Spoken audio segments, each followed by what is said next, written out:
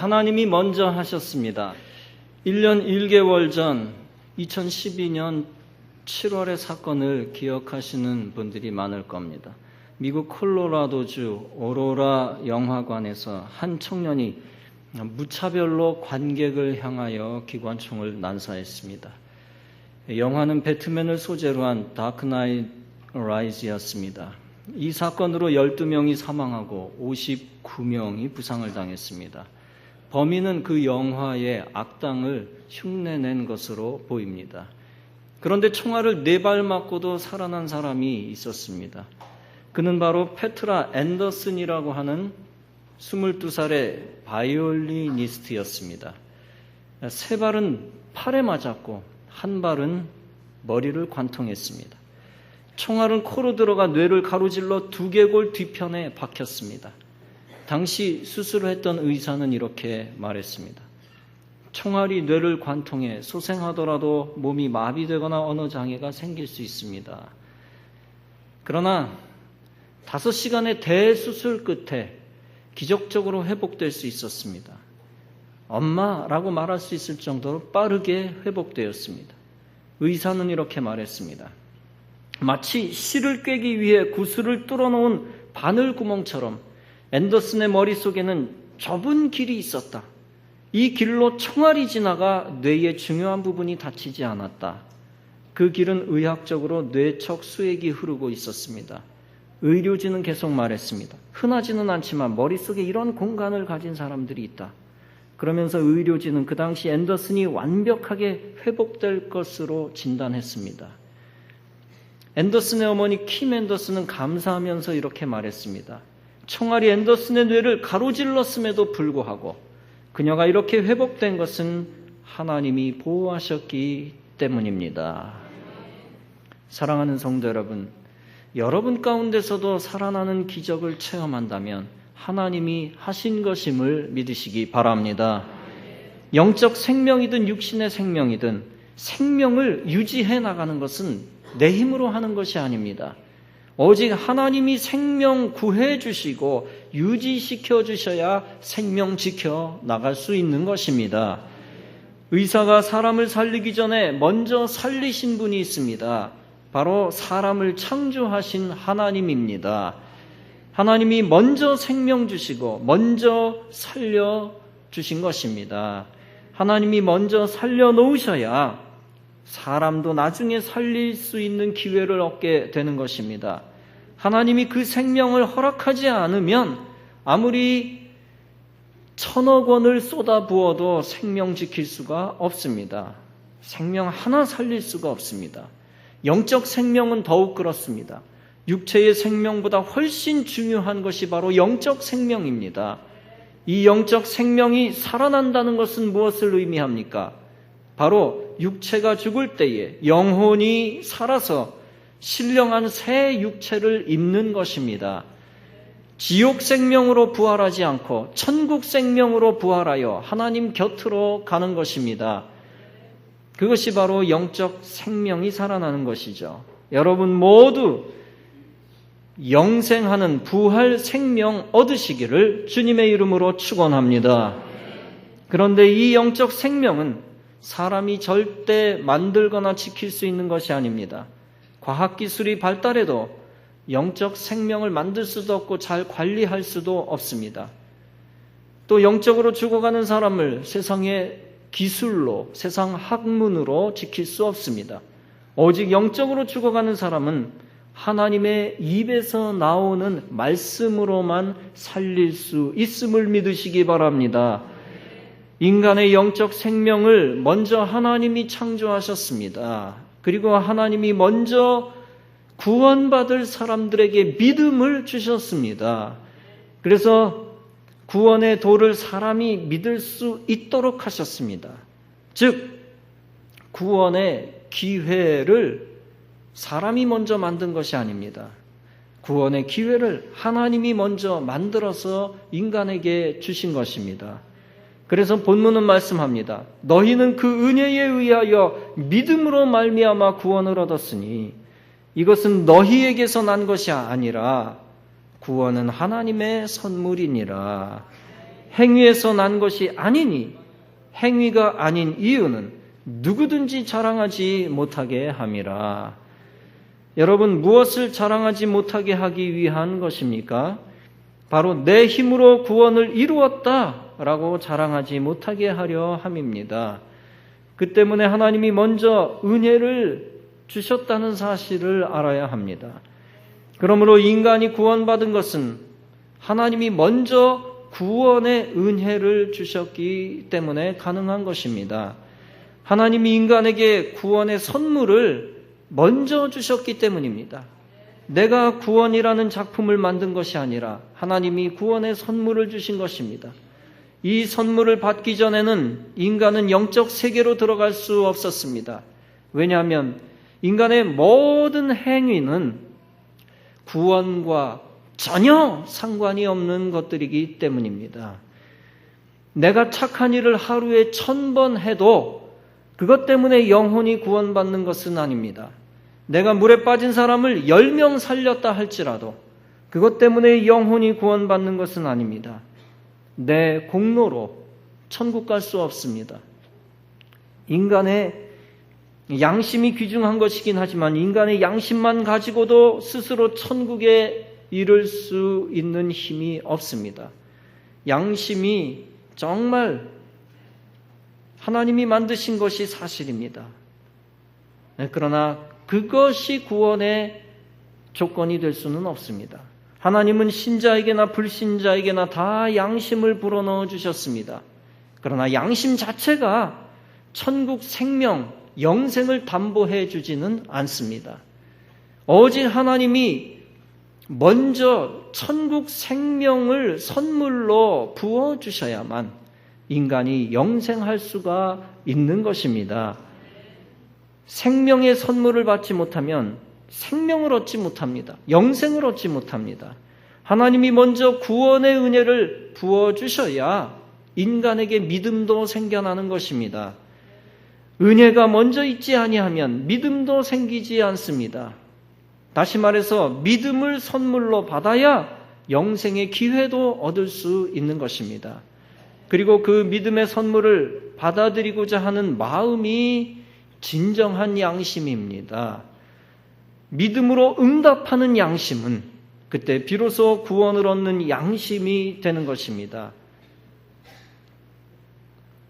양심은 천국과 관계없는 양심이 있고 천국과 관계 있는 양심이 있습니다. 믿음 없는 양심은 천국과 관계없습니다.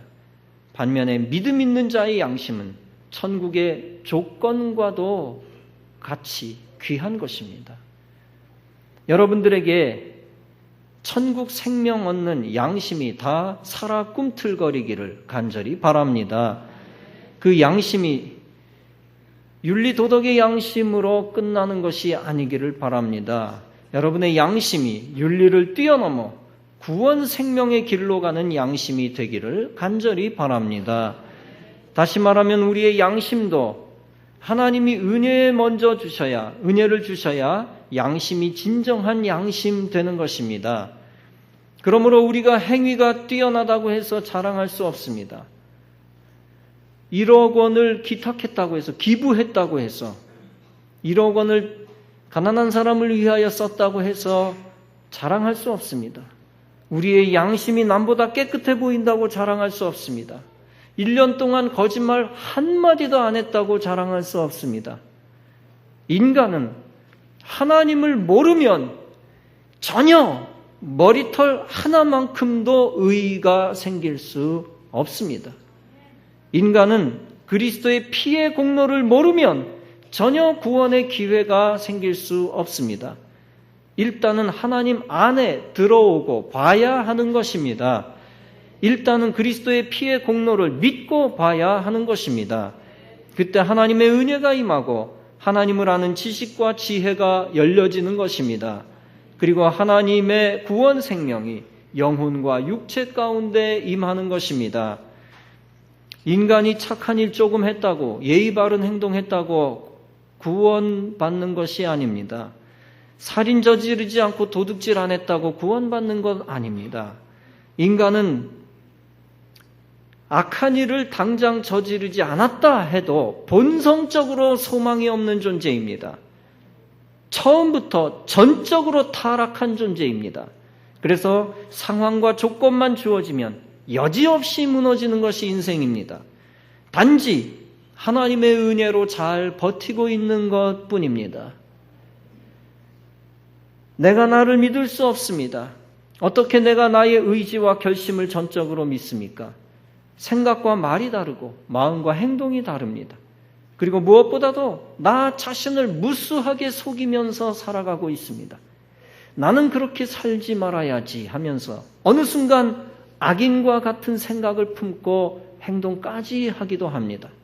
스스로 결심하고 약속을 해도 스스로 배신하며 살 수밖에 없는 처절한 존재입니다. 설령 악한 짓을 당장 저지르지 않아도 심령 상태 자체는 소망이 없습니다. 영적으로 살아있는 성자 같은 사람들도 자기 자신에 대해서 다 절망했습니다. 그래서 사도 바울도 고백했습니다. 오호라 나는 곤고한 사람이로다. 이 사망의 몸에서 누가 나를 건져내랴. 사도 바울이 당장 심각한 범죄를 저지른 것도 아니었습니다. 양심이 바른 사람이었고 회심하였고 신앙생활 잘하는 사람이었습니다. 그럼에도 불구하고 문득 자기 자신의 실체를 들여다보니 깜짝 놀랐습니다. 자기를 보는 눈이 남보다 뛰어났습니다. 그리고 사람들의 본질을 꿰뚫는 눈이 남보다 뛰어났습니다. 그런데 결코 자신을 포함하여 인생 자체를 긍정적으로 평가할 수가 없는 것입니다. 너무나 인생을 잘 알았기 때문입니다. 도저히 인간은 아무리 양심적인 사람인 것 같아도 하나님의 빛을 통해서 보니까 소망이 없었습니다. 하나님의 빛이 무엇입니까? 바로 율법입니다. 바울은 율법을 몽학 선생님이다라고 했습니다. 죄를 몰랐지만 죄를 알게 해준, 이게 죄다라고 하는 것을 알게 해준 몽학 선생님이다라고 했습니다. 율법이 없는 사람은 처음부터 애당초 구원과 관계없는 사람입니다. 율법이 구원의 기회를 가져다 준 것이죠. 그런데 율법도 구원을 완성하지는 못했습니다. 이게 죄다. 이게 죄다. 이게 죄다. 이게 죄다. 이게 죄다. 이게 죄다. 이게 죄다. 라고 하는 걸 모조리 다 알려주고 가르쳐 주었습니다. 구원의 기회를 제공하고 있습니다. 그러나 율법조차도 구원을 완성하지 못했습니다. 칠흑 같은 밤에 100m 낭떠러지 밑으로 떨어져 죽을 수밖에 없는 것과 같은 존재가 바로 인생입니다. 그러나 율법이라는 빛이 있기에 위험을 알아차리고 낭떠러지 앞에서 딱 멈추어서 추락을 면했습니다. 그럼에도 불구하고 깊은 계곡 사이를 두고 이쪽과 저쪽으로 건너갈 수 없다는 것만 확인했습니다. 율법이 100m 밑에 칠흑 같은 캄캄한 계곡 밑으로 떨어지지 않게 붙잡아 주었지만, 그러나 목적지 저쪽 계곡 건너편까지 건널 수 있게 해주지 못했습니다. 내 힘으로, 인간의 힘으로 계곡을 건널 수 없다는 것만 뼈저리게 느끼고 끝났습니다. 율법의 도움을 받았던 바울은 그 율법의 빛으로 절망의 계곡을 비추고 있는 것입니다. 계곡에 추락하지는 않았지만, 율법 덕분에 계곡으로 추락하지는 않았지만, 그러나 더 절망에 빠질 수밖에 없었습니다. 율법의 빛을 비추니까 인간의 시면이, 인간의 계곡이, 죄악의 시면이 정말 깊고 더 깊다는 것만 발견하고 끝났습니다. 그리고 구원의 땅으로, 저 건너편으로 건너갈 수 없다는 것만 더 처절하게 확인했습니다. 나는 의로운 줄로 착각했지만 율법의 빛으로 조명하면 할수록 나는 추악하더라는 것입니다. 율법으로 내가 추악한 것을 알았지만 결코 아른 것 같고 만사형통하지 못한다는 거죠. 결코 율법의 행위로 구원을 받을 수 없더라는 것입니다. 이것이 사도 바울이 근본적으로 깨달은 것입니다. 그래서 사도 바울은 끝까지 하나님의 구원의 선물만이 중요하다. 하나님의 구원의 선물만을 사모하고 그것을 얻기를 바랬고 원했고 그 구원의 선물을 붙들기를 원했던 것입니다. 절대 내 힘으로 구원 양심도 완성할 수 없고 구원의 행위도 완성할 수 없다는 것입니다. 오직 먼저 구원해 주시는 하나님의 의로움만이 우리를 깨끗게 해 주실 수 있다는 사실을 알았습니다. 오직 먼저 구원해 주시는 하나님의 행동만이 우리를 구원시켜 주실 수 있다는 것입니다. 이러한 사실이 믿어지는 은혜가 여러분 가운데 지금도 더욱 있기를 주님의 이름으로 축원합니다. 하나님이 먼저 선물을 주셨다. 하나님이 먼저 선물을 주셨다. 이 사실만 믿어져도 우리에게는 소망이 있습니다. 그 사실만 믿어져도 우리가 자랑했던 것이 쏙 들어갑니다. 그리고 그 사실만 제대로 믿어져도 하나님의 능력만을 신뢰하게 됩니다. 오직 위로부터 주시는 은혜만을 사모하게 되는 것입니다. 그리고 그 은혜를 기다리며 참고 인내하게 됩니다. 그런 자에게 주어지는 인내의 열매가 무엇입니까? 바로 구원의 선물이며 이 땅에 사는 동안 생겨나는 축복의 열매이기도 합니다. 2010년 8월 칠레 산호세 광산에서 일어난 기적 같은 사건이 있었습니다. 그것은 3개월 동안 전 세계의 주목을 받았던 사건입니다. 갑자기 광산이 무너져 지하 700m에 광부 33명이 갇혔다가 69일 만에 극적으로 구출된 사건입니다. 우리는 이 사건을 통해 구원의 원리를 배울 수 있습니다. 생명이 희망이다 라고 하는 책에서 그 사건을 다음과 같이 묘사하고 있습니다. 매몰 광부들은 너무나 간절하게 지상으로부터 구출의 손길이 뻗어오기를 갈구했다. 시간이 지날수록 그들은 스스로 할 수 있는 일이 아무것도 없음을 뼈저리게 깨달았다. 지하 700m에서 그들은 생존을 위해 어떤 생산적인 활동도 할 수 없었다. 10m 땅 속에 갇혔어도 절대 절망인데 700m 속에 갇혔다. 상상이 안 되죠. 이 700m를 옆으로 쓰러뜨려 보십시오. 얼마나 먼 거리인가.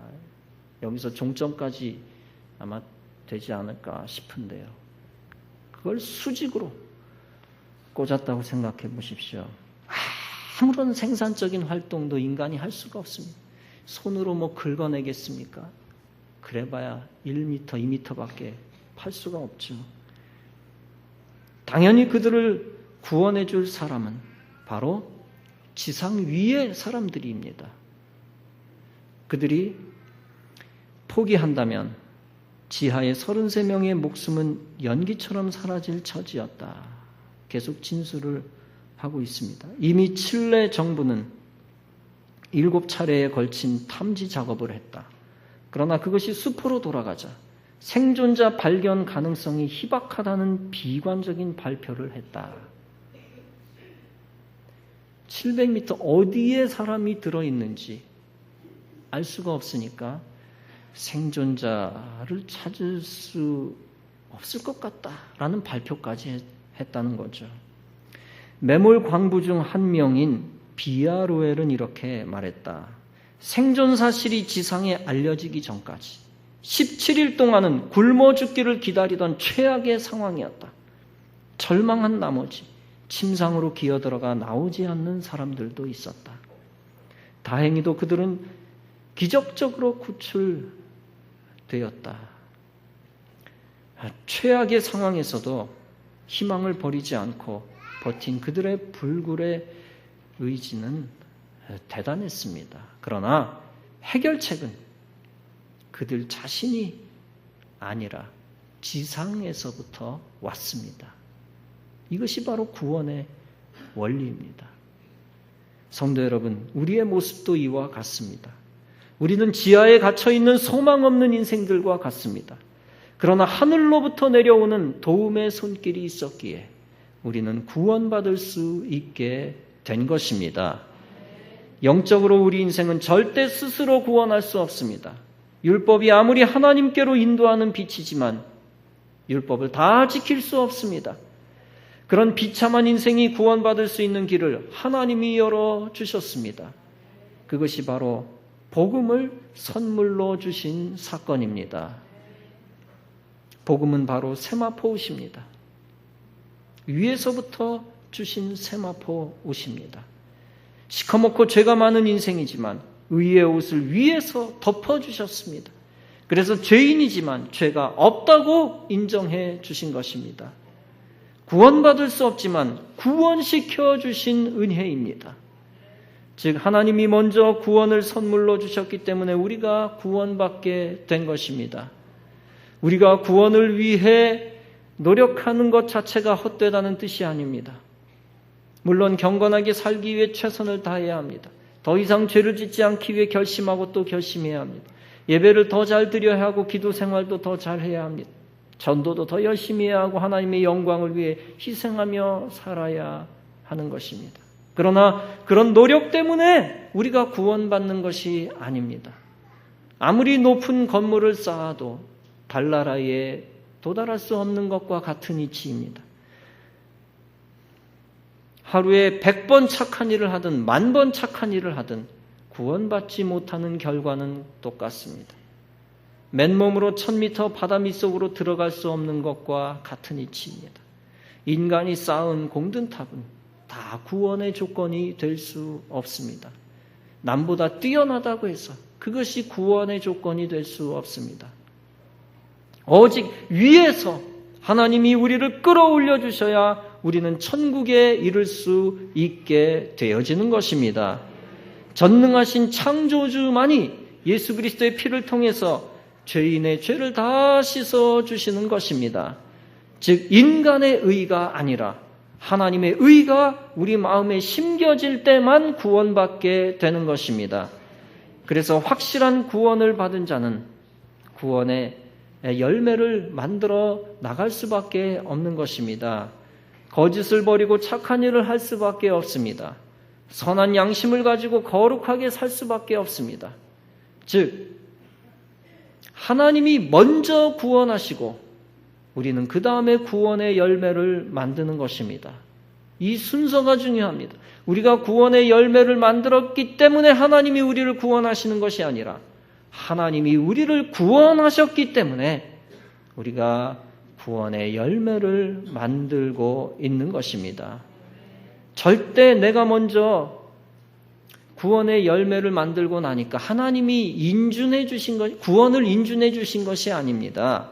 오직 하나님이 먼저 구원의 은혜를 부어주신 후에 내가 두 번째로 구원의 은혜에 응답하는 것입니다.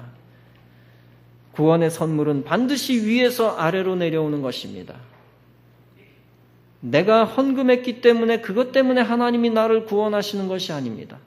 하나님이 먼저 구원하셨기 때문에 내가 구원받은 자로서 은혜에 감격하며 하나님께 응답하고 주님의 명령에 순종하여 헌금을 드리는 것입니다. 중세시대의 면죄부가 잘못된 것은 무엇 때문이었습니까? 인간이 구제만 하면 죽은 영혼들이 살아난다고 주장했기 때문입니다. 그래서 교황이 다음과 같은 터무니없는 주장에 대해서 암묵적으로 묵인했습니다. 동전이 헌금 궤 속에 들어가 소리가 나자마자 사랑하는 영혼들은 연옥에서 벗어날 것입니다. 완전히 100% 인간의 공로가 구원을 결정한다는 인본주의입니다. 인간이 구원을 결정한다는 공로주의, 이 공로주의를 하나님이 기뻐하지 아니하셨습니다. 그래서 마틴 루터를 통하여 종교개혁을 일으키시고 오늘날 우리와 같은 신교를 만드신 것입니다. 여러분, 인간의 공로주의가 왜 무서운 것입니까? 하나님의 은혜를 뒷전으로 두 번째로 내려앉히기 때문입니다. 그리고 공로주의가 무서운 이유는 공로주의는 반드시 자랑과 연결이 되기 때문입니다. 내가 열심히 해서 내가 하나님께 인정받았다는 스스로에 대한 자랑입니다. 내가 잘나서 경건생활 잘해서 구원받을 수밖에 없었다는 자만입니다. 내가 그래도 저 죄인보다는 괜찮은 사람이지 라고 교만하고 겸손하지 못한 자랑입니다. 나의 의의를 자랑하다 보니까 하나님이 결제해 주시지 아니하면 오히려 분노합니다. 하나님 왜 사인 안 해주십니까? 내가 이렇게 했는데.